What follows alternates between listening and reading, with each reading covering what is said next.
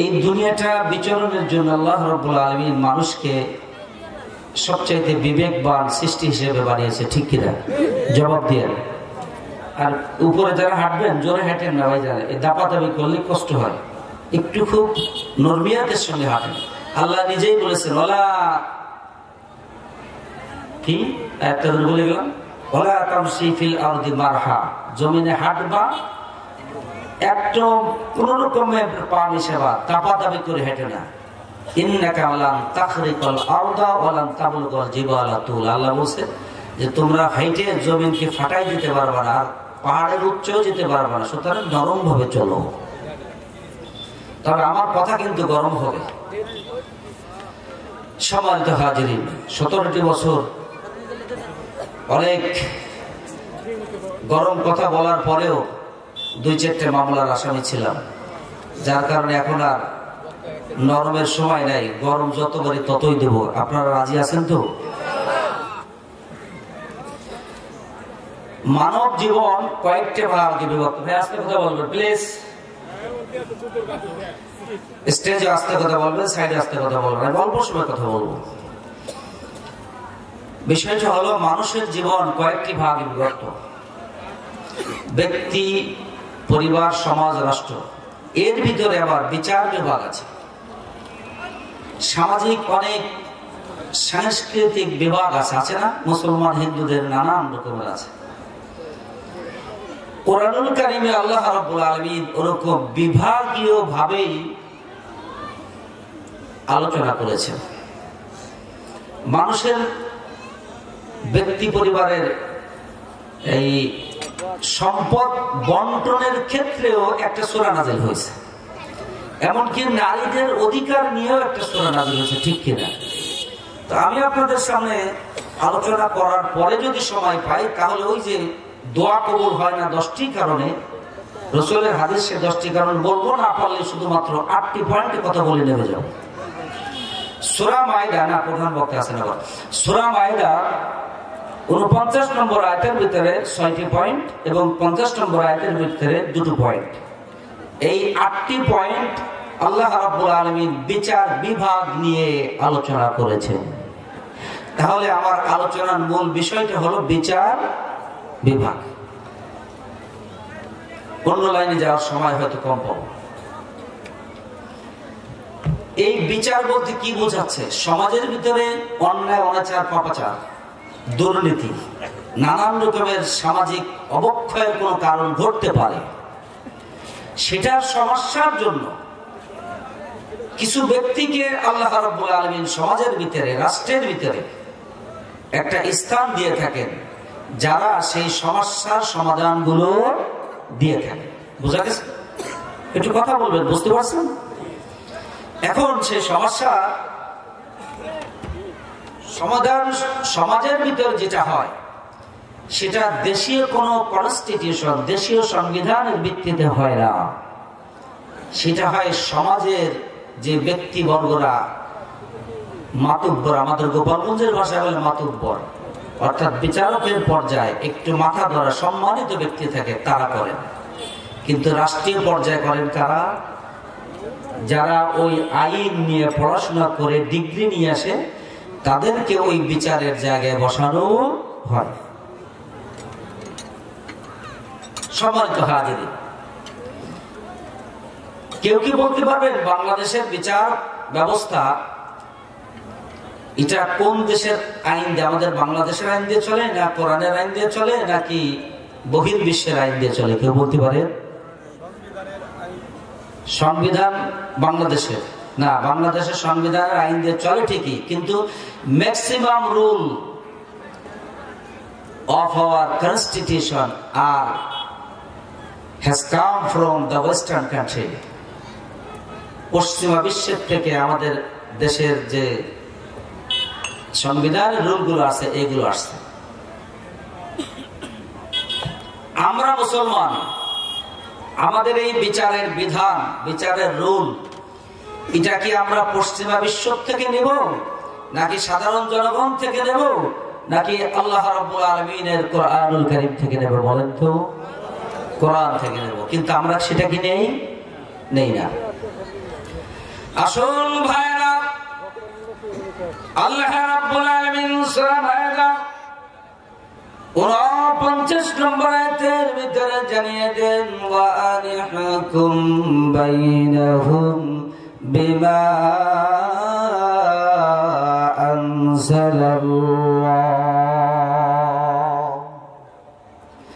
আল্লাহ নবীকে জানিয়ে দেন, নবীজি আপনার সমাজে এমনকি কিয়ামত পর্যন্ত মুসলমানদের সমাজের ভিতরে যত সমস্যার উদ্রেক হবে, যত সমস্যার মানুষ সম্মুখীন হবে, প্রত্যেকটি সমস্যার সমাধান একমাত্র আমার নাজিলকৃত কোরআনুল কারীম দিয়েই হবে।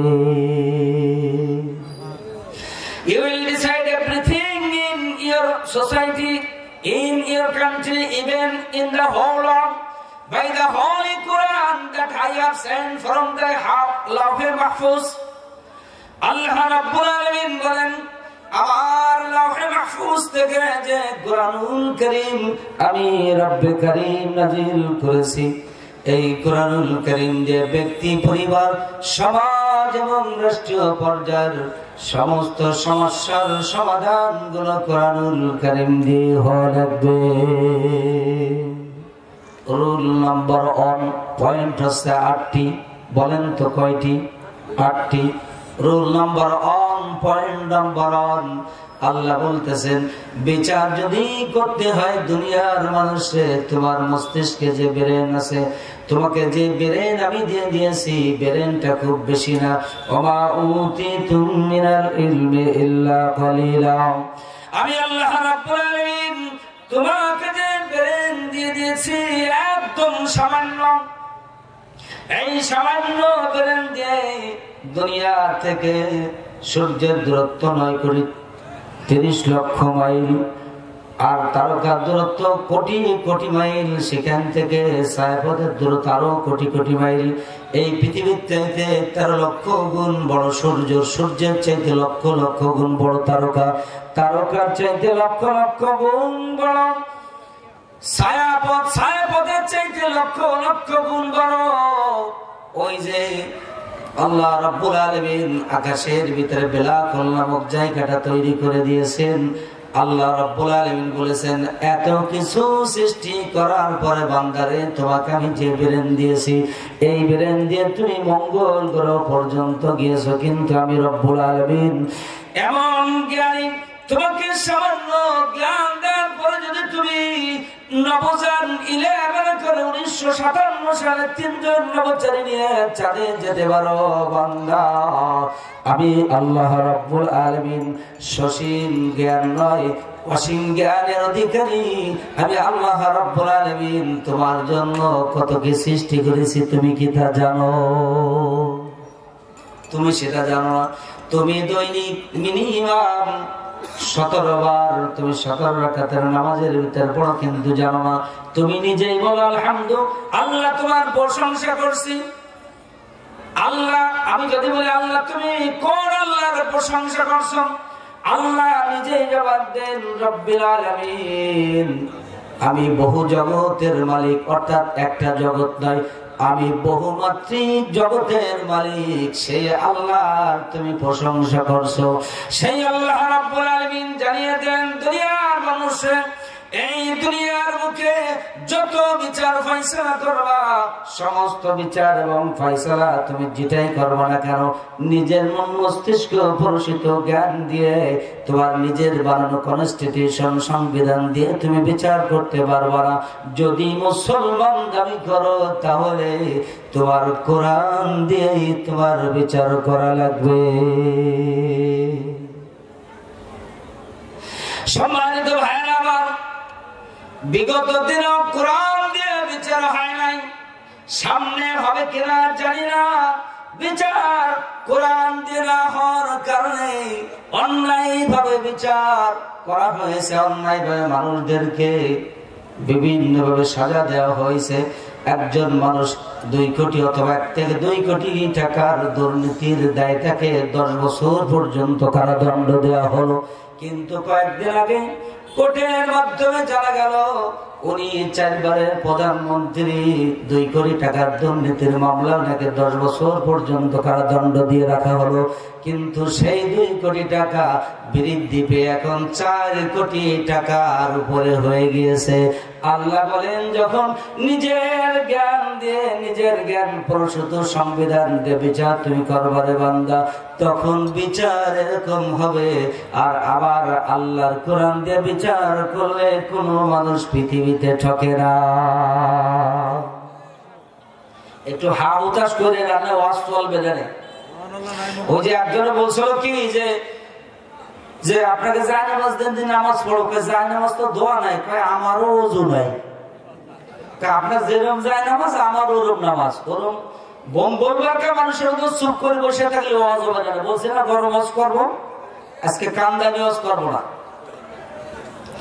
সম্মানিত ভাইয়ের, আবার পয়েন্ট নম্বর 1 চলে গেল। 2 নম্বর পয়েন্টের ভিতরে আল্লাহ রাব্বুল আলামিন জানিয়ে দিচ্ছেন, দুনিয়ার মানুষ যখন তুমি বিচার করবা, ওয়ালা তাত্তাবি'উ আহওয়াআহুম, নিজের আবেগকে প্রশ্রয় তুমি দিবা না। রাগ করবেন না, মনে বড় কষ্ট নিয়ে কথাগুলো বলা হচ্ছে। বিগত দিনে আমি কিন্তু টিভি দেখি, যেহেতু নিজেই এটিএন বাংলা এটিএন নিউজের ভাষ্যকার, সেহেতু আমার নিজের অনেক সময় টিভি দেখাও লাগে। আর যেহেতু আমি জেনারেল শিক্ষিত মানুষ, কলেজের একজন প্রভাষক, এই জন্য আমার একটু জেনারেল জ্ঞানও রাখা লাগে। ভাই দোস্ত বুজুর্গ, বাংলার জমিনে এমন বিচার ফয়সালা করে তারা চলে গিয়েছে, তাদের জবান থেকে আমরা শুনতে পেয়েছি। এমন দলীয়করণ মনোভাব নিয়ে তারা বিচারের রায়গুলো দিয়েছিল। পরে যখন ধরা পড়েছে তখন বোঝা গেছে যে আসলে তারা কোন ভাবে ফয়সালাগুলো দিয়েছিল, ঠিক কিনা? আল্লাহ রাব্বুল আলামিন জানিয়ে দেন 2 নম্বর পয়েন্ট। আল্লাহ বলেন, ওয়ালা তাত্তাবি'উ আহওয়াআহুম, ও বান্দারে, তোমার নাম যদি মুসলমানের নাম হয়, তুমি যদি বিচারক মুসলমান হও, বিচার করতে গেলে সাবধান, নিজের আবেগকে খায়েশকে প্রশ্রয় দিয়ে তুমি বিচার করবা না। 2 জিনিস কমপক্ষে পৃথিবীতে 2 জিনিস নিজের খায়েশকে প্রশ্রয় দিয়ে করলে সেটা হারাম হয়ে যায়। 1 নম্বর হলো বিবাহ। এই বিবাহটার ভিতরে যদি সাক্ষী ঠিক মতন না থাকে এবং দেনমোহর না হয়, ওই স্ত্রী নিয়ে আপনি যতদিন পর্যন্ত ঘর সংসার করবেন, অতদিন পর্যন্ত আপনার আমলনামায় জিনার গুনাহ হতে থাকবে। অর্থাৎ সাক্ষী যদি দুর্বল থাকে আর সাক্ষী যদি না থাকে, বিচার জায়েজ হয় না, ওই বিবাহ জায়েজ হয় না। আর বিচারের ক্ষেত্রে যদি সত্যিকারের সাক্ষী যদি দাঁড় করানো না যায়, তাহলে ওই বিচারক যদি রায় দেয়, বিচারকের রায় সঠিক হয় না। বাংলাদেশের এই তাম পৃথিবীর সবচেয়ে শ্রেষ্ঠ মুফাসসির আল্লামা দিলওয়ার হোসেন সাইদি নাওয়ারাল্লাহু মারকাদাহু ওয়া জাআলাল জান্নাতা মাসওয়াহু, ওনার নামে মিথ্যা মামলা দিলেন। যখন ওনার বিরুদ্ধে সাক্ষী ডাকে মানা হয়েছিল, ওই ব্যক্তিটি ঢাকায় যখন আসছিল যে আমি মিথ্যা সাক্ষী দিব না, তার মা তাকে পাঠাই দিল যে না, তুমি চলে যাও, সাইদি সাহেবের বিরুদ্ধে মিথ্যা সাক্ষী দেওয়া যাবে না। ওই সাক্ষীটাকে তখন ভারতে পাঠাই দিলেন। যারা আল্লাহ দেখলেন তুমি এমন একজন পৃথিবীর শ্রেষ্ঠ আলেমকে জেল কাটানোর জন্য, ফাঁসি দেওয়ার জন্য তুমি যেই দেশে পাঠাই দিলা, ওই দেশ তোমার পছন্দ। আমি আল্লাহ সিদ্ধান্ত নিয়ে ফেললাম, যেই দেশ তোমার পছন্দ বিতাড়িত করে আমি আল্লাহ তোমাকে সেই দেশে পাঠাই দিব। আল্লাহ রাব্বুল আলামিন কোরআনুল কারীমের ভিতরে জানিয়ে দেন, দুনিয়ার মানুষের বিচার যখন করবা, 10টা মানদণ্ড দাঁড় করিয়ে তখন তুমি বিচার করবা। 2 নম্বর যেই মানদণ্ডটা, থিওরিটা তুমি অনুসরণ করবা। সেই থিওরিটা হলো ওয়ালা তাত্তাবি' আহওয়াআহুম, নিজের আবেগকে দিয়ে প্রশ্রয় দিয়ে তুমি বিচার করবা না। এখন ইনভেস্টিগেশনে যেটা জানা যাচ্ছে, তদন্তের ভিতরে জানা যাচ্ছে, বাংলাদেশের কোন বিচারক, সুপ্রিম কোর্ট বলেন আর জজ কোর্ট বলেন আর হাইকোর্ট বলেন, লয়ার কোর্ট বলেন, কোন কোর্টের কোন বিচারক তার রায় সে দিতে পারে নাই। রায় এক জায়গা থেকে লিখে দেয়া হতো। আল্লাহ রাব্বুল আলামিন যেন কোরআনুল কারীমের ভিতরে আয়াত নাযিল করে দিলেন, বান্দারে ওয়ামাকারু ওয়ামাকারাল্লাহ ওয়াল্লাহু খায়রুল মাকিরিন। তোমরা যত কৌশল অবলম্বন করো, I am the best technician, আমি রব্বুল আলামিন সবচেয়ে উত্তম কৌশল অবলম্বনকারী। তুমি কৌশল করে যত মানুষগুলোকে তুমি ফাঁসির মঞ্চে ঝুলানোর জন্য চেষ্টা করেছো, যাদের নামে মামলা দিয়েছো, আমি আল্লাহ যদি ইচ্ছা করি 17টি বছর পর্যন্ত যাদেরকে দাঁড়ে দাঁড়ে ঘুরাইছো, স্ত্রীর কাছে ঘুমাইতে দাও নাই, সন্তানকে আদর থেকে বঞ্চিত করেছো, আয়না ঘর বানিয়েছো, আমি আল্লাহ যদি ইচ্ছা করি 17 বছর যাদেরকে বাড়ির বাহির করেছো, আমি আল্লাহ যদি ইচ্ছা করি এখন 17 দুগুণী 34 বছর একজন বাড়ি ফিরতে পারবা না। আমি আল্লাহ সিদ্ধান্ত নিতে পারি। কিন্তু আমরা সেই দোয়া করব না, আমরা বরং দোয়া করব এই বাংলাদেশের 18 থেকে 20 কোটি মানুষ, আওয়ামী লীগ কোন, বিএনপি কোন, জামাত কোন, জাসদ কোন, বাসদ কোন, যারাই বলেন না কেন, হিন্দু, বৌদ্ধ, খ্রিস্টান, মুসলমান সবই আমরা দেশের মানুষ। ওরা অন্যায় করেছে বলে আমরা অন্যায় করব না, বরং রাসূলের আদর্শ ছিল ক্ষমা করে দেওয়া। আদম আলাইহিস সালামকে আল্লাহ নিষেধ করেছিল, ইবলিসকে আদেশ করেছিল। ইম্পারেটিভ সেন্টেন্সে 5 প্রকারের হয়, অর্থাৎ আদেশ, নিষেধ, অনুরোধ, উপদেশ। আদেশ, নিষেধ, অনুরোধ, উপদেশ এবং প্রস্তাব, এই 5টা মিলে হয় ইম্পারেটিভ সেন্টেন্স। আদম আলাইহিস সালামকে আল্লাহ রাব্বুল আলামিন বলেছিল ওয়ালা তাকরাবা হাযিহিস শাজারা, ওই গাছের কাছে যেও না। আর ইবলিসকে আল্লাহ রাব্বুল আলামিন অর্ডার করেছিল যে উসজুদু লি আদম, আদমকে সিজদা করো। দুটোই ইম্পারেটিভ সেন্টেন্স ছিল, দুইজনেই অমান্য করেছিল। ইবলিস বলেছিল, আল্লাহ যুক্তি দেখাইছিল যে আমি কেন সিজদা করব, আমি তো আগুনের তৈরি, আমার ঊর্ধ্ব দিক আমার গতি। আর মানুষ তার গতি হচ্ছে নিচের দিক, নিচের দিক গতিওয়ালা জিনিস, তাকে কোনদিন ঊর্ধ্বগতিওয়ালা জিনিস সিজদা করতে পারে না। সায়েন্টিফিক লজিক এটা কাজ করে না। আদম যুক্তি দেখে আল্লাহর হুকুমকে অমান্য করেছিল। আর আপনার আমার নবী, মানব জাতির নবী আদম আলাইহিস সালাম সঙ্গে সঙ্গে পড়ে ফেললেন রব্বানা যালামনা। এটাই হচ্ছে, এই আয়াতটাই হচ্ছে মানব জাতির জবান থেকে প্রথম বাক্য। পড়েন সবাই, রব্বানা যালামনা আনফুসানা ওয়া ইল্লাম তাগফির লানা ওয়া তারহামনা লানাকুনান্না মিনাল খাসিরিন। আদম আলাইহিস সালাম বললেন, আল্লাহ রব্বানা যালামনা, আমি আমার নফসের উপরে জুলুম করে ফেলেছি, ওয়া ইল্লাম তাগফির লানা, আল্লাহ যদি তুমি আমাকে ক্ষমা না করে দাও, আতারহামনা, আর যদি তুমি আমার উপরে দয়া না করো, লানাকুনান্না মিনাল খাসিরিন, আল্লাহ আমি ক্ষতিগ্রস্তের ভিতর হয়ে যাব। আল্লাহ রাব্বুল আলামিনের কাছে যখন ক্ষমা চাইল, আল্লাহ রাব্বুল আলামিন আদম নবীকে শুধু ক্ষমাই করলেন না, দুনিয়ার বুকে পাঠাইয়া কিয়ামত পর্যন্ত সমস্ত মানুষদের নবী বানিয়ে দিলেন। জোরে বলেন সুবহানাল্লাহ। সম্মানিত ভাইরা আমার, এখানে আমার সামান্য একটু কথা না বললেই নয়। আমাকে দাওয়াত দিলে মিনিমাম 4 ঘন্টা সময় দেওয়া লাগে, তা না হলে আমি ওয়াজ করতে পারি না। 1-1.5 ঘন্টা আমার দ্বারা ওয়াজ করা সম্ভব হয় না। এজন্য দ্রুত গতিতে কিছু পয়েন্ট বলে যাওয়ার চেষ্টা করব। এই যে আল্লাহর কাছে ক্ষমা চাইলে আল্লাহ ক্ষমা করে দেন।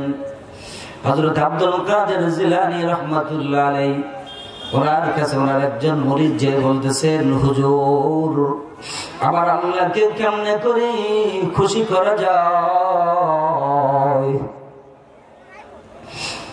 আব্দুল কাদের জিলানীকে তার মুরিদ যে জিজ্ঞেস করে, হুজুর আমার আল্লাহকে কেমনে করে কেনা যায়, খরিদ করা যায়? আল্লাহর জান্নাত কেমনে করে খরিদ করা যায়? কত টাকা লাগে? কত কিছুর বিনিময়ে আল্লাহর জান্নাত খরিদ করতে হয়? আব্দুল কাদের জিলানী মুরিদের দিকে তাকায় বললেন, মুরিদ ভাই রে, তুমি শুনে রাখো, আমার আল্লাহ এমন রহমান এবং রহিম, আমার আল্লাহকে যদি আসমানের দিকে তাকিয়ে একবার জবান থেকে আল্লাহ বলে ডাক দেওয়া হয়, একবার কোন বান্দা যদি অন্তর থেকে ডাক দেয় আল্লাহ, আমার আল্লাহর আরশ পর্যন্ত খুশি হয়ে যায়। আসমান জমিন পৃথিবীর সবকিছু একবার আল্লাহ ডাক দিয়ে মাওলার কাছ থেকে ক্রয় করা সম্ভব হয়ে যায়। ভাই দোস্ত বুজুর্গ, আমার আপনার পিতা মুসলমানদের জাতির পিতা নয়, শুধুমাত্র তাম পৃথিবীর মানুষের পিতা আদম আলাইহিস সালাম অন্যায় করে আল্লাহর কাছে ক্ষমা চাইলেন আর বললেন, অতরহামনা, আল্লাহ তুমি যদি রহমত না করো। আল্লাহ রহমত করলেন এবং ক্ষমা করে দিলেন আর শিখিয়ে দিলেন, আদম নবী তুমি শুনে রাখো, তোমার সন্তানরা কিয়ামত পর্যন্ত 3টা কাজ যদি করতে পারে, সূরা ফুরকানের 70 নম্বর আয়াত আল্লাহ রাব্বুল আলামিন জানিয়ে দিলেন, আপনার ওগো নবী তোমার সন্তানরা যদি 3টা কাজ করতে পারে, ইল্লা মান তাব, যদি নাকি তওবা করতে পারে, ওয়া আমানা, আবার যদি মজবুত করে ঈমানকে ধারণ করতে পারে, ওয়া আমিলা আমালান সালিহা, এবং নেক আমলকে যদি উত্তম ভাবে নেক আমল করতে পারে, আমি আল্লাহ রাব্বুল আলামিন অর্ডার করে দিচ্ছি, ওয়াদা করে দিচ্ছি, এক জায়গা নাই, 2 জায়গা নাই, সূরা নাসিয়াতে আল্লাহ এরকম ভাবে ঘোষণা করে দিয়েছেন। আল্লাহ রাব্বুল আলামিন ঘোষণা করে দেন, ও নবীজি আপনার উম্মতদেরকে আপনি বলে দিন, আদম নবী আপনার সন্তানদেরকে আপনি বলে দিন, আমি আল্লাহ ঘোষণা করে দিচ্ছি, ফাউলাইকা ইবাদদিলুল্লাহু সাইয়্যাতিহিম হাসানাত। ওই মজলিসের ভিতরে কোন ব্যক্তির যদি 1 কোটি গুনাহ থাকে, ধরে নেন এই মজলিসে আমার এই সভাপতি চেয়ারে যিনি বসে আছেন, ইনার গুনাহ সবচাইতে বেশি। এই গ্রামে যত মানুষ আছে, ধরে নেন আমার কাকা জানের গুনাহটা সবচাইতে বেশি। আমার আল্লাহ বলেন, আমার কোন বান্দা পাহাড় পরিমাণ গুনাহ দিয়ে যদি 3টা কাজ করতে পারে, 1 নম্বর হলো তওবা করবে, 2 নম্বর হলো ঈমানটাকে নতুন করে মজবুত করে ধারণ করবে, 3 নম্বর হলো আমিলা আমালান সালিহা, এবং এরপরে নেক আমলগুলো করবে। আল্লাহ এবার জবান থেকে বলে দেন, ফাউলাইকা ইবাদদিল, বদল তো বোঝেন, আল্লাহ সূরা আল্লাহ সিগা মুজাহারের সিগা ব্যবহার করলেন, ইবাদদিল, আমি আল্লাহ বদল করে দেব, আই উইল এক্সচেঞ্জ, আমি চেঞ্জ করে দেব, শুধু চেঞ্জ করব না, এক্সচেঞ্জ করে দেব। অর্থাৎ তার আমলনামায়, আমার কাকা জানের আমলনামায় মনে করেন 3 কোটি গুনাহ আছে, আল্লাহ বলতেছেন 3টা কাজ করলে ওই বান্দার 3 কোটি গুনাহকে বাদ দিয়ে ওই জায়গায় আমি আল্লাহ 3 কোটি সওয়াব লিখে দিব। সুবহানাল্লাহ। এজন্য আমি অনেক মাহফিলের ভিতরে বলে থাকি, আজকের মাহফিলে সবচাইতে বড় গুনাহগার যেই ব্যক্তি, যেমন হযরত ওমর রাদিয়াল্লাহু তাআলা আনহু রাসূলকে হত্যা করার জন্য আসছিল, ওই মুহূর্তে রাসূলের গায়ে যদি একটা আঘাত করত তরবারি দিয়ে, কোরআন এবং হাদিসের ভাষ্য মোতাবেক আল্লাহ নবীর আঘাত করলে ওই ব্যক্তি ওমর আসমান এবং জমিনের মুখে সবচাইতে বড় গুনাহগার হয়ে যেত, ঠিক কিনা? কিন্তু হযরত ওমর রাদিয়াল্লাহু তাআলা আনহু যখন ঈমান আনলো, তওবা করলো, ইসলাম কবুল করলো, আল্লাহ আল্লাহ নবী এক পর্যায়ে ঘোষণা করে দিলেন, আমার পরে যদি পৃথিবীতে কোন নবী আসতো, দুনিয়ার আবু বকর নয়, আলী নয়, অন্য কোন সাহাবী নয়, আমার ওমরই নবুয়তি পেয়ে যেত। সম্মানিত ভাইরা আমার, ছোট্ট একটি ওয়াকিয়া না বলেই পারছে না। হযরত মুসা কালিমুল্লাহ অর্থাৎ মনটা একটু নরম করার জন্য কিছু আমল দেওয়ার জন্য আমি আসছি। দেখেন, আমি ইংরেজিতে অনার্স মাস্টার্স করছি, আমি ডাক্তারি পড়েছি, প্যারামেডিক হোমিওপ্যাথিক সব পড়েছি, বাদ নাই কোন লাইন, সবই পড়েছি। আল্লাহর রহমতে আমাদের দাড়িতে আমি কোনদিন বেলেট দেইনি। এজন্য আমি কিছু আমলের কথা বলবো। সেই আমলের কথাটা হলো মনটা নরম করে একটা আমলের কথা আপনাদের সামনে আমি এখন বলতে চাই। সম্মানিত হাজিরিন, হযরতে মুসা কালিমুল্লাহ জামানার একটা ঘটনা। 7 বছর পর্যন্ত আপনারা ওয়াজ শুনেছেন, বলবেন হুজুর এই ওয়াজ তো শুনছি, ইসলামের ওয়াজ শুনে নাই এমন কোন বান্দা নেই। কারণ দৈনিক মাহফিল হয়, কোরআন হাদিস হয়, মোবাইল আছে, সবাই শোনে, কিন্তু দাঁতে কাশিতে যত ধারাবেন তত ধার ওঠে, ঠিক কিনা ভাইজান? এজন্য যদি শুনেও থাকেন আর এরকম প্রত্যেকটা নবীর এক একটা লকব ছিল। আমি এক এক বলে 24 জন নবীর লকব জানি, কিন্তু বলতে গেলে আমি টাইম পাবো না, সময় একেবারেই সংক্ষিপ্ত। এখন মুসা আলাইহিস সালাম 7 বছর বৃষ্টি হয় না, 2.5 লক্ষ মানুষ মিশরে যাইয়া দামেস্কে ওখানে রাজধানীতে একত্রিত হলো যে মুসা বৃষ্টি হয় না, তুমি নাকি আল্লাহর সঙ্গে কথা বলো, তোমার আল্লাহকে যে বলো যে এই 7 বছর বৃষ্টি হয় না, ফসল হচ্ছে না, মানুষ না খেয়ে মরে যাবে।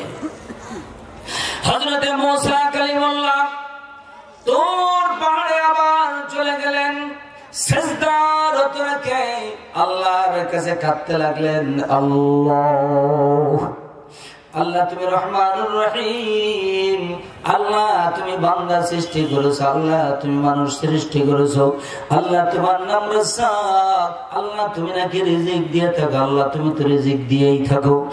আল্লাহ তোমার বান্দারা, আমার উম্মতরা, আমার ডিসাইপলরা, আমার অনুসারীরা আমার কাছে আসছে বৃষ্টির জন্য, আল্লাহ তুমি বৃষ্টির ফয়সালা করে দাও।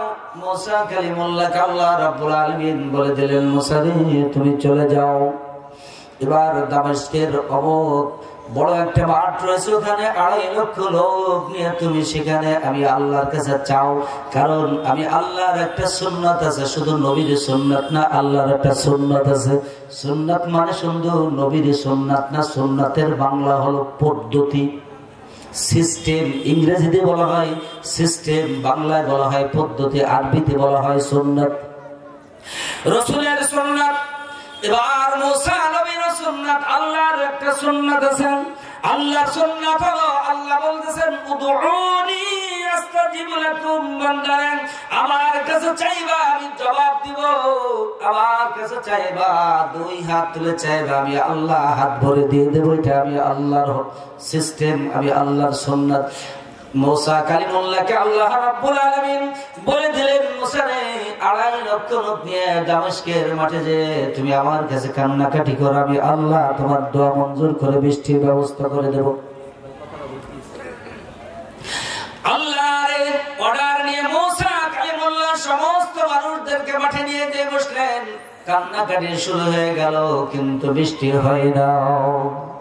আল্লাহ রাব্বুল আলামিন জিবরিলকে পাঠাই দিয়ে বললেন, জিবরিল তুমি আবার মুসার কাছে যাই বলো, মুসা ও মুসা রে তোমার এই মজলিসে এমন একজন পাপিষ্ঠ লোক আছে, ওই পাপিষ্ঠ লোকের পাপের দিকে তাকায়া আল্লাহর আরশ পর্যন্ত গুসায় থরথর করে কাঁপতেছে, এই জন্য দোয়া কবুল হচ্ছে না। ও মুসা ওই লোকটাকে তুমি বেরিয়ে যেতে বলে দাও, যদি নাকি ওই লোকটা বেরিয়ে যায় তাহলে তোমার দোয়ায় মানুষগুলো দোয়া কবুল হয়ে সঙ্গে সঙ্গে আল্লাহ বৃষ্টি দিয়ে দিবে। এবার বলেন তো নবীর কাজ কি? মানুষকে অপমান করা। নবীর কাজ তো অপমান করা নয়। নবীজি শুধুমাত্র বললেন, আমার উম্মতরা,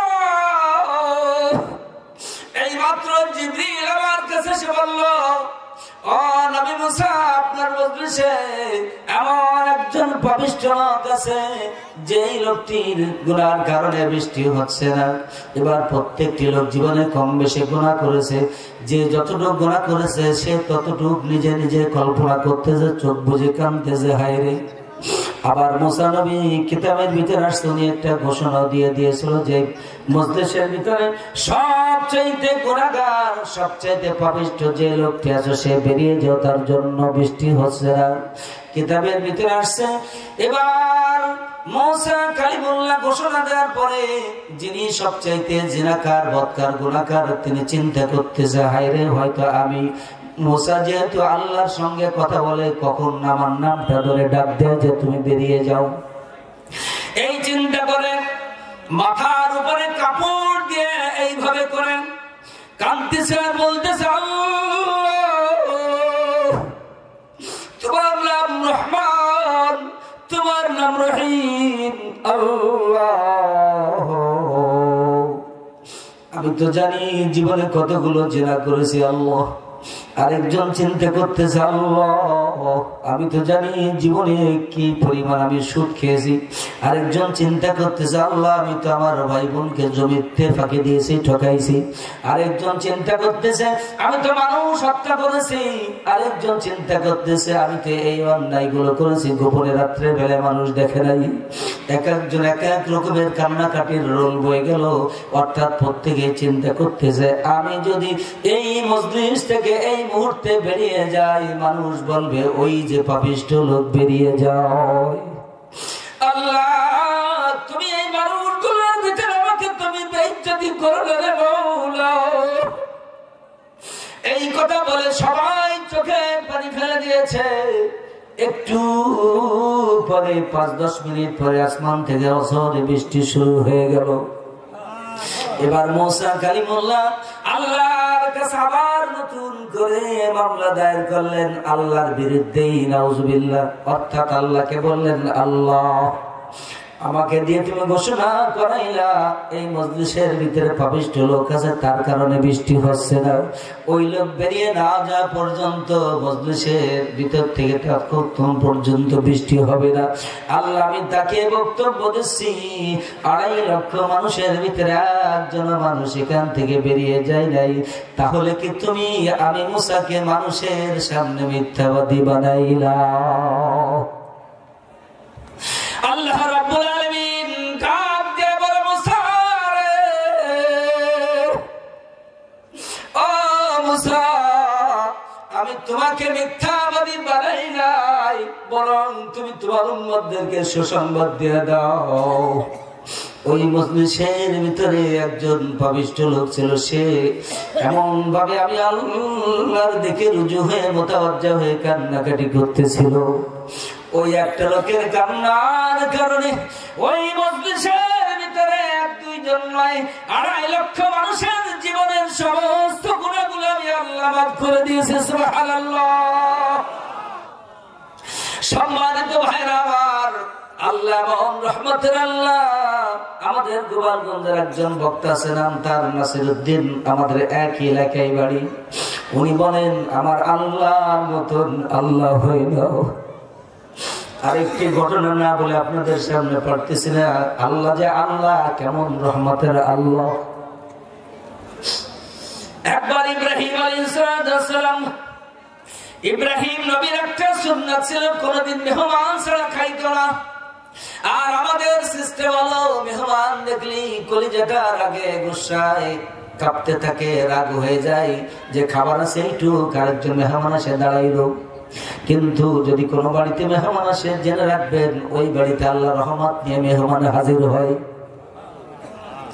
হযরত ইব্রাহিম খলিলুল্লাহ, ইব্রাহিমের নাম আবার খলিলুল্লাহ, অর্থাৎ আল্লাহর বন্ধু। ইব্রাহিম খলিলুল্লাহ খেতে বসেছে, কোনো মেহমান নাই।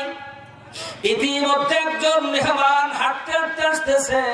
ইব্রাহিম খলিলুল্লাহ খুশি হয়ে গেলেন, হায় রে আজকে মেহমান ছাড়া খাওয়া হচ্ছিল, কিন্তু দেখতে পাচ্ছি একজন বান্দা হেঁটে আসতেছে, ওনাকে খাওয়ার জন্য ডাক দিব। এবার ইব্রাহিম খলিলুল্লাহ ডাক দিলেন, ও ভাই আমি বড় খুশি হয়ে গিয়েছি, আপনি আসেন আমার সঙ্গে খেতে আসেন। আসলে লোকটা ক্ষুধার্ত ছিল, কিন্তু লোকটা ছিল মুশরিক, যিনি আল্লাহকে মানতেন না। আল্লাহর বিপরীতে গাছ প্রতিমা লাজ মানাত উজ্জার ইবাদত করত, বন্দেগী করত, তাকে খোদা বলে, আল্লাহ বলে রিজিক এর মালিক আল্লাহ বলে তাকে স্বীকার করে নিত। ইব্রাহিম খলিলুল্লাহ ডাক দিয়ে বললেন, ভাই খেতে বসেন। এবার দুইজনে একই প্লেটে খেতে বসেছে। হঠাৎ করে ইব্রাহিম খলিলুল্লাহর মনে পড়লো আসলে লোকটাকে আল্লাহকে মানে কিনা। এবার জিজ্ঞেস করছে, ও আল্লাহর বান্দা, তুমি কি আল্লাহকে মানো? বলেন, না আমি আল্লাহকে মানি না। আল্লাহ বলতে আবার কে? আমি তো দেব দেবীর পূজা করি। আল্লাহ বলতে কে? আল্লাহকে তো আমি মানি না, আল্লাহকে আমি বিশ্বাসই করি না। ইব্রাহিম খলিলুল্লাহ তখন রাগ হয়ে গেল, বেয়াদব, আল্লাহকে মানিস না, আল্লাহ রিজিক খাস দুনিয়ায় বসে, তোকে আমার খাবার দেবো না। ঘটনার সঙ্গে সঙ্গে শুরু হয়ে গেল। আল্লাহর আরশে জোশ বেড়ে গিয়েছে, আরশ মহল্লার আগে তরতর করে কাঁপা শুরু হয়ে গিয়েছে। কেন বলেন তো? একজন রাজার ছেলে, সে যদি চোরও হয়, বাটপারও হয়, জিনাকারও হয়, বদকারও হয়, কিন্তু তারপরও কিন্তু সে রাজার ছেলে। ওই মুশরিক সে যদি আল্লাহকে নাও মানে, তাকেও কিন্তু আল্লাহ সৃষ্টি করেছে। এবার আল্লাহ রাব্বুল আলামিন জিবরিল আমিনকে ওই ইব্রাহিম খলিলুল্লাহর কাছে পাঠিয়ে দিলেন আর বললেন, জিবরিল তুমি চলে যাও, আমার ইব্রাহিমকে যাই জিজ্ঞাসা করো ইব্রাহিম যে খানা খাচ্ছে, খানাটি কি ইব্রাহিমের নামে আল্লাহ দিছি? আর যেই বান্দা তাকে তার সঙ্গে খাওয়ার জন্য তাকে ডেকেছিল, ওই বান্দাকে কি ইব্রাহিম সৃষ্টি করছে নাকি আমি আল্লাহ সৃষ্টি করেছি? যদি জবাব দিতে না পারে তাহলে তুমি বলে আসবা, ওই মেহমানকে যতক্ষণ না পর্যন্ত ডেকে এনে খাওয়াইতে না বসাবে, না খাওয়াবে, অতক্ষণ পর্যন্ত আমি ইব্রাহিমকে নবী বলে পরিচয় দেব না, বরং আমার নবুয়তির দপ্তর থেকে ইব্রাহিমের নামটা কেটে দেব। এই কথা যখন জিবরিল আমিন এসে ইব্রাহিম খলিলুল্লাহর কাছে বলেছেন, ইব্রাহিম খলিলুল্লাহ দৌড়ানো শুরু করেছে। আর ওই লোকটিকে ডাকতেছে, ভাই দাঁড়ান দাঁড়ান দাঁড়ান। যত ডাকে লোকটা ততই দৌড়ায়, মনে করছে এবার আমাকে মারবে।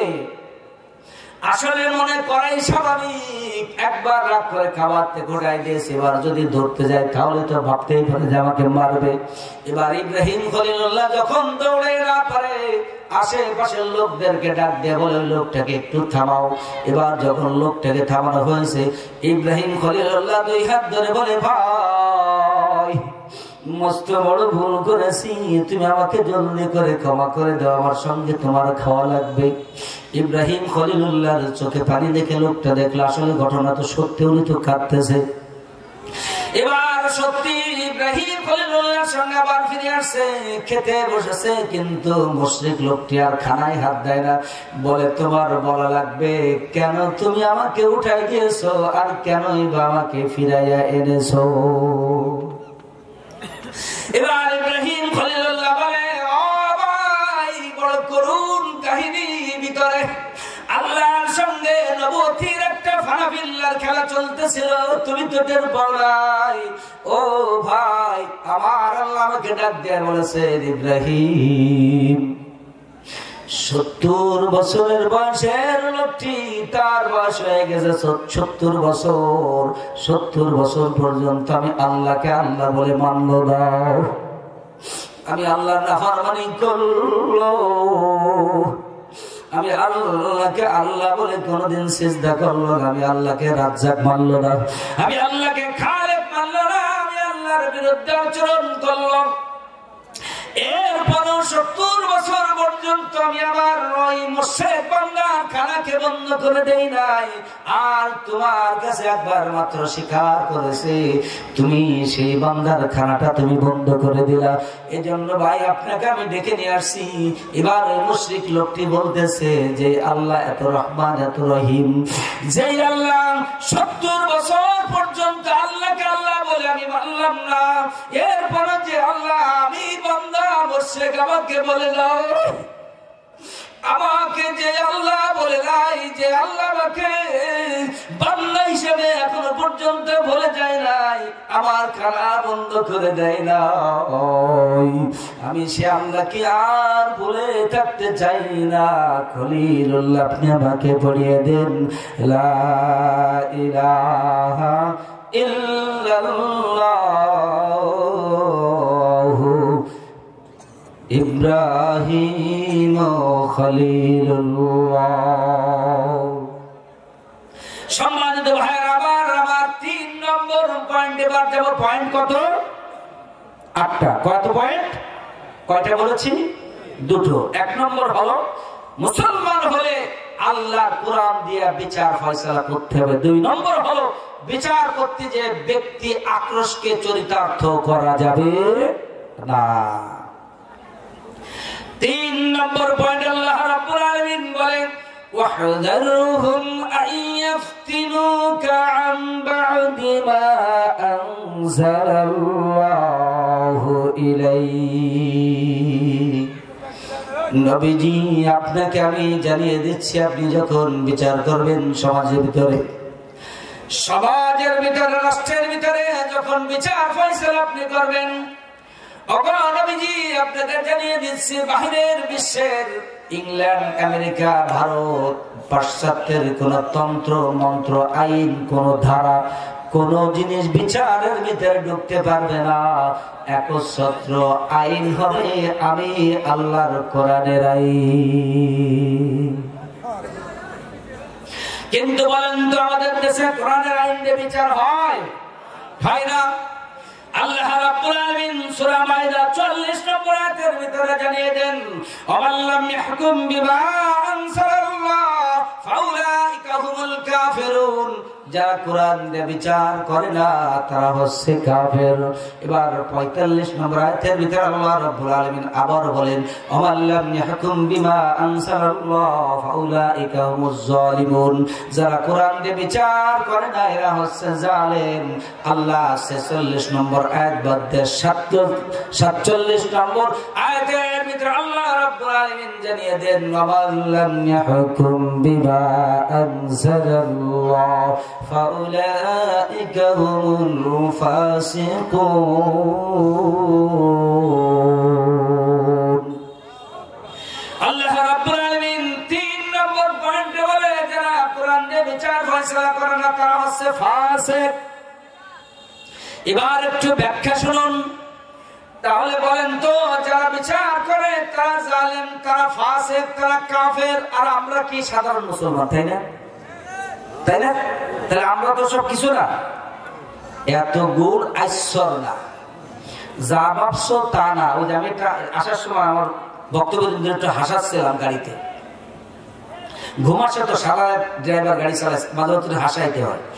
তো একটা গল্প বলতেছিলাম যে একজনের ঘরের উপরে খাটের উপর বসে তাল আটা খাচ্ছে। তাল আপনার দেশে তাল আছে না? আটলে একটা হলুদ বর্ণ বেশ মজা মজা লাগে, একটু গুড় দিলে বা চিনি দিলে। তা তাল আটা আর 6 মাসের বাচ্চার পায়খানা, এই দুটো কিন্তু একই রকম।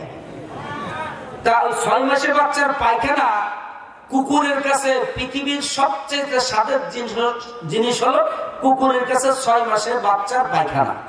এই আপনারা বিজ্ঞানিক তথ্যটা আপনারা জেনে রেখেন।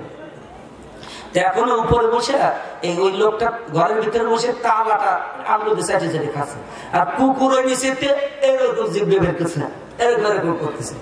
এখন এই তাল যে খাচ্ছে সে বলতেছে কি যে কুকুর তুমি যা ভাবছো তা না, আমি তো তাল আটা খাচ্ছি। কুকুর তুমি তো মনে করছো আমি গু খাচ্ছি। না না, আমি গু খাচ্ছি, আমরা তাল আটা খাচ্ছি। তা মুসলমানরা যা ভাবছেন তা না, যারা বিচার করতেছে এরা জালেম, এরা ফাসিক, এরা কাফের। Never, it is impossible matter. Even all the men of your country will be the kafir in the hereafter because they gave the seal on that point. তারা ভূতের ঘরে যে ওই পয়েন্টে সিল দিয়েছে, যাদেরকে বিচারক তারাই বানাইছে যারা ওই অন্যায় বিচারগুলো করে থাকে। এবার পরিষ্কার করে ঘোষণা দিতে চাই, বলেন তো বিচারকদের নিয়োগ দেয় কে? এও জানেন না? রাষ্ট্রপতিকে বানায় কে? প্রধানমন্ত্রী অথবা ক্যাবিনেট। এবার বলেন যারা মন্ত্রী পরিষদে অর্থাৎ এমপি হয়ে যায় যারা, তাদেরকে বানায় কারা? জনগণ কেমনে করে বানায়? ভোট দিয়ে বানায়, বুথ করে যে বানায়। পরিষ্কার ফতোয়া শুনলেন, মানলে মানবেন, না মানলে না মানবেন, আমার কিছুই আসে যায় না। ওই যে আরেকটি গল্প বলে থাকি, একজন চেয়ারম্যানের ছেলে পায়খানায় বসে কলা খাচ্ছে আর পায়খানা করতেছে। এবার একজন স্কুলের মাস্টারের সামনে দিয়ে হেঁটে যায়, বলে বাবা তুমি চেয়ারম্যানের ছেলে, পায়খানা করার কলা খাও, এটা মানায় না। বলে স্যার আপনার যা, আপনি যান, আমি কলাও খাবো পায়খানাও করবো। বলে না, এটা ভালো দেখা যায় না বাবারে, তুমি পায়খানা করার পরে কলা খাও। এবার এই বাচ্চা বলে স্যার উল্টো পাল্টা কথা যদি বলেন, গু দিয়ে আর কলাই দিয়ে মাখাই খাবো। মাস্টার বলে তোর গু তুই খাবি, তোর কলা তুই খাবি, আমার কি? আমরা মাওলানারা কোরআনের কথাগুলো বলবো, মানলেন মানবেন, না মানলে না মানবেন, আপনার কলা আপনার গু আপনি খাবেন, আমার কিছুই না। আল্লাহ রাব্বুল আলামিন পরিষ্কার করে জানিয়ে দেন। কোন পয়েন্টে ছিল? পয়েন্টটা মনে করে দেন। ওই যে বিচারককে, এবার বিচারক আপনি এমপি বানাইছেন, বুথ ঘরের ভিতরে যে সিল মেরে দিয়েছেন, এমপি যাকে বানাইছেন, এমপি বার সংসদে যে আইন পাশ করে দিল। এবার যে আইনটা পাশ হলো, ওই আইন মোতাবেক একজন রাষ্ট্রপতি নিয়োগ হয়ে গেল। রাষ্ট্রপতি বার শামসুদ্দিন মালিকের মতো নিচের ফাটাওয়ালাকে বানালো। ফাটাই দিয়েছে না নিচে লাথি মেরে? কি ফাটাইছে তার বললাম। আল্লাহ রাব্বুল আলামিন বুঝাইতে চান, দুনিয়ার মানুষ তুমি স্পষ্ট করে জেনে রাখো, ও দুনিয়ার সাধারণ পাবলিক, জান্নাতে যাবা অত গুড় আইসর না। এবার বিচারকের মানদণ্ডে বসে, বিচারকের চেয়ারে বসে বিচার যখন করতে বসলো, বিচারের যখন রায় দিল, বিচার যদি অন্যায় ভাবে করে, তুমি যে সিল মেরেছো, ওই অন্যায়ের যে গুনাহগুলো হয়েছে, গুনার একটা অংশ তোমার আমল নামায় ফেলে জিলুর হতে থাকবে। আর এই বিচারক যদি হক বিচার করে, আল্লাহর কোরআন রাসূলের হাদিস সাক্ষী দেয়, ওই বিচারক যত ন্যায় বিচার করবে, বাংলাদেশের জনগণ যারা যারা ভোট দিয়েছে, ওই ভোটের মাধ্যমে তার আমলনামে একটা সব তার আমলনামে চলে আসবে। জোরে বলেন সুবহানাল্লাহ। পয়েন্ট নম্বর কত? Point number 3। আল্লাহ রাব্বুল আলামিন বলেন, ওয়াহযারহুম, নবীজি বহির্বিশ্বের তন্ত্র মন্ত্র সব আপনার ছেড়ে দিতে হবে, বিচার করতে হবে কোরআনের আইন দিয়ে। 4 নম্বর হলো আল্লাহ রাব্বুল আলামিন বলেন, ফাইন তাওয়াল্লাউ ফা'লাম আন্নামা ইউরিদুল্লাহু আইয়ুসিবাহুম বিবা'দি যুনুবিহিম। আল্লাহ রাব্বুল আলামিন বলেন, ফাইন তাওয়াল্লাউ, যদি ওই বিচারকরা ভাইখানে ভিড় করতেছেন, আপনাদের দিকে সবাই তাকায় আছে, আমার আজ কেউ শোনে না, so you are requested not to crowd there, because whenever you will crowd right side of the pandal, most of the people will look at you, then my lecture will be very in vain, বৃথা হয়ে যাবে আমার ব্যাখ্যা, ঠিক কিনা? এটা ইংরেজি বললাম, রাগ করলেন না তো? জীবনভর ইংরেজি লিটারেচার নিয়ে পড়াশোনা করছে, একটি ইংরেজি আসতেই যায়, রাগ করেন না। এজন্য ভলান্টিয়ার ভাইদেরকে বলবো, মাহফিল সুন্দর ব্যবহার সুযোগ দেন, কথা বলার দরকার হলে লোকদেরকে ডেকে নিয়ে রাস্তায় নিয়ে কথা বলেন, প্যান্ডেলের এখানে কথা বলবেন, আমার কথা কেউ শুনবে না, মাহফিল সফল হবে না। এজন্য আপনাদের হাতে হাত রেখে, পায়ে হাত রেখে বললাম, মাহফিলটাকে সুন্দরভাবে করার তৌফিক দেন। আল্লাহ রাব্বুল আলামিন জানিয়ে দেন, ফাইন তাওয়াল্লাউ, বিচারের কাঠগড়ার থেকে, বিচারের পর্যায় থেকে যদি কোন বিচারক সরে যায়, আমি আল্লাহ জানিয়ে দিচ্ছি, শুনে রাখেন, আমি আল্লাহ নানান রোগ শোক বিপদ আপদ মুসিবত দেয়, তার একটা কথা বলি, আপনারা শুনে আশ্চর্য হবেন। ওই যে উত্তরাঞ্চলে যে অঞ্চলটাকে বরফের অঞ্চল বলা হয়, জীবনে কোনদিন সূর্য ওঠে না, ওখানে একটা ভাইরাস ধরা পড়েছে, ভাইরাসটার নাম হলো জম্বি ভাইরাস। কি ভাইরাস? এই সবাই খেলে ওদিক থাকে, আমার দিক তাকান, ওদিক যদি কেউ তাকান, আমি তাদের জন্য আল্লাহর কাছে নালিশ দিয়ে দিলাম, আমার দিক তাকান। জম্বি, জম্বি, এই জম্বি ভাইরাস আল্লাহ রাব্বুল আলামিন হ্যাঁ, আলহামদুলিল্লাহ আলহামদুলিল্লাহ প্রধান অতিথি আসছেন। দিনের মাহফিলে প্রধান অতিথি অবশ্যই ডিস্টার্ব করবে না। আমার আলোচনা শেষে প্রধান বক্তার আগে উনি আলোচনা করবেন। আমি প্রধান অতিথিকে স্বাগতম জানাচ্ছি মাহফিলের পক্ষ থেকে। উনি সুন্দর করে বসুক। কোরআনের মাহফিলে আমরা আগের সরকারকে দেখেছি যে আমাদের মাহফিলগুলো ওয়াজিব করতে দেয়নি তারা। এই কথা বলে আমার গাজীপুর সিটি কর্পোরেশনের খতিব ঘিরে চলে গেছে। কিন্তু সামনে যে সরকার আসতেছে ইনশাআল্লাহ এরা কোরআনের পছন্দের সরকার আসবে। আমরা এই প্রধান অতিথিকেও বরণ করব। সামনে যে সরকার আসবে ওনারা যদি কোরআন মাফিক আমাদেরকে সেইভাবে স্পেস দেয় আমরাও তাদেরকে স্বাগত জানাবো, ঠিক কিনা? আলহামদুলিল্লাহ আমাদের প্রধান অতিথি। ধন্যবাদ ভাইজান। দেখছেন আগের কালেরও প্রধান অতিথি আর বর্তমানেরও প্রধান অতিথি। বিগত 17 বছরের প্রধান অতিথির এই কথা বলে গাজীপুর সিটি কর্পোরেশন, আমি কাহিনীটা 1 মিনিটে বলে শেষ করে দিই। গাজীপুর সিটি কর্পোরেশন 2 নম্বর ওয়ার্ডে আমি খতিব ছিলাম 9.5 বছর। আকমা মোজাম্মেল হক স্যার ওদিনকে ছিল 10 ফেব্রুয়ারি 2023 সাল। আমার মসজিদের সামনে বিশাল মাহফিল। উনি ছিল প্রধান অতিথি। গাজীপুর সিটির বরখাস্ত মেয়র জাহাঙ্গীর সাহেব ছিল বিশেষ অতিথি। গাজীপুর শ্রমিক লীগের সভাপতি ছিল বিশেষ অতিথি। আর 4-5 জন ছিল। আমাদের মাহফিল গুলো ডিস্টার্ব করে বলে আমি বলেছিলাম যে ওনারা আমাদের মাহফিলে এসে আমাদের মাহফিল নষ্ট করে আমাদের সময়টা নষ্ট করে ওনার বক্তব্য দেয়, অথচ মুইতেও পানি নেয় না। ঠিক এই বাংলাটা দিয়েছিলাম এবং বলেছিলাম আমাদের মাহফিলের পরে ওনারা যদি মাইক ধরে 2 মিনিট শ্রোতাকে ধরে রাখতে পারে আমি রফিকুল ইসলাম ওয়াদা করতেছি জীবনে আর কোনোদিন ওয়াজ করবো না। এই কথা বলার পরে 2টার সময় মসজিদে বলে গেছি, 4:30টার সময় আমাকে ফোন করে জানিয়ে দেওয়া হয়েছে যে আপনি আর মসজিদের এখানে আসবেন না, কালিয়াকৈর থানায় আপনার নামে মামলা হয়ে গেছে, যে কোনো সময় আপনি অ্যারেস্ট হয়ে যাবেন। আমরা দোয়া করি আল্লাহ রাব্বুল আলামিন এদেরকে কবুল করুক। যে এই দেশে মামুবাড়ির দেশে গেছে মামুবাড়ি যেন সারা জীবন মৃত্যু পর্যন্ত মামুবাড়ি যেন তারা থাকতে পারে, সকলে দোয়া করে। ও আচ্ছা আচ্ছা আচ্ছা দেন।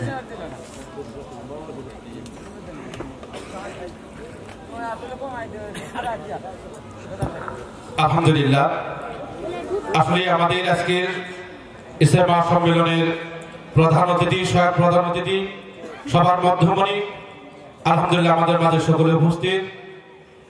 আসলে তাদের অনেক জায়গায় অনেক প্রোগ্রাম থাকার কারণে আমাদের দ্বিতীয় মেহমানকে জান্নাতে নেওয়ার জন্য একজন মানুষ দুনিয়ার বুকে শয়তানের পরিবেশে পড়ে, শয়তানের পরিস্থিতিতে পড়ে একজন মানুষ জাহান্নামের কাজগুলো দুনিয়ায় সবচাইতে বেশি করে।